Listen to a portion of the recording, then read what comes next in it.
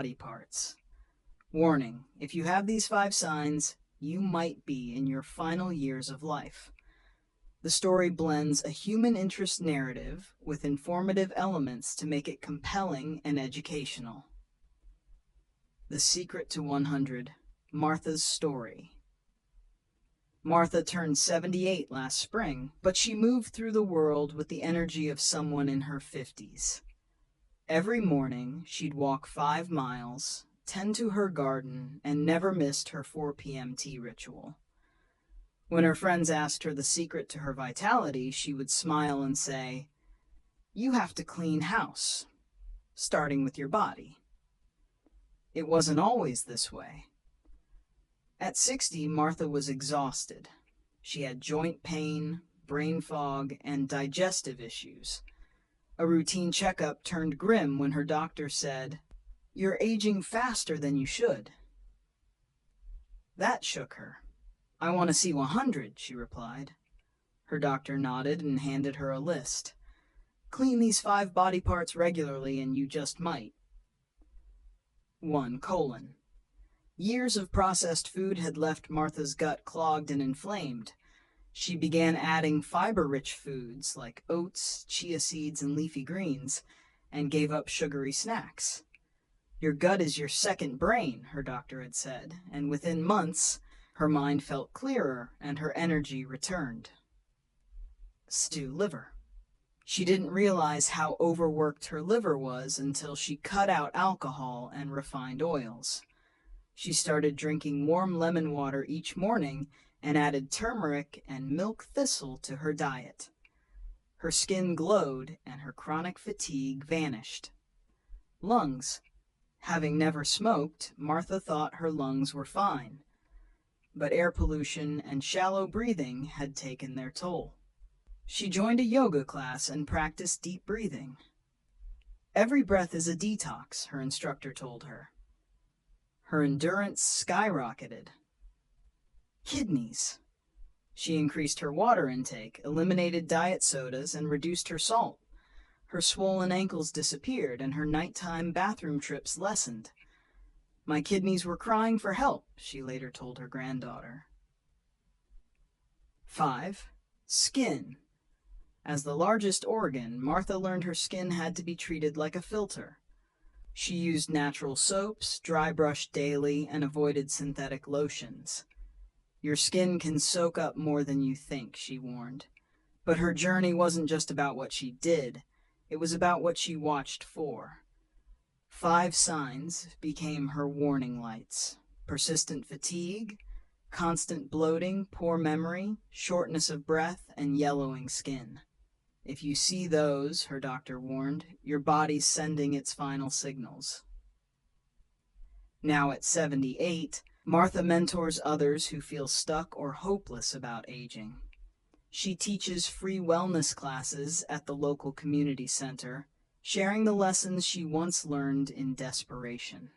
Her motto: "If you want to live to 100, clean house every day. Because it's not just about adding years to your life, it's about adding life to your years." Let me know if you'd like to turn. Martha's story began to ripple through her small town like a quiet revolution. People who once shrugged at health stuff started paying attention. One of them was her childhood friend, Harold, a retired engineer who had spent most of his life hunched over blueprints and coffee mugs.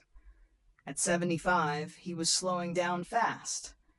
His back hurt constantly, his memory slipped in conversation, and he'd lost interest in things he used to love, like woodworking.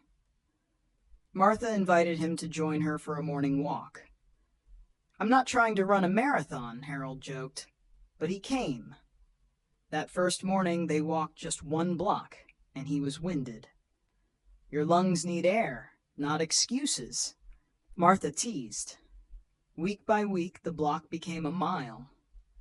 Inspired by her example, Harold also began to examine his body, realizing with some embarrassment that he hadn't truly taken care of himself in decades. He cleaned out his pantry, started drinking water instead of cola, and even signed up for Martha's Tuesday evening wellness class.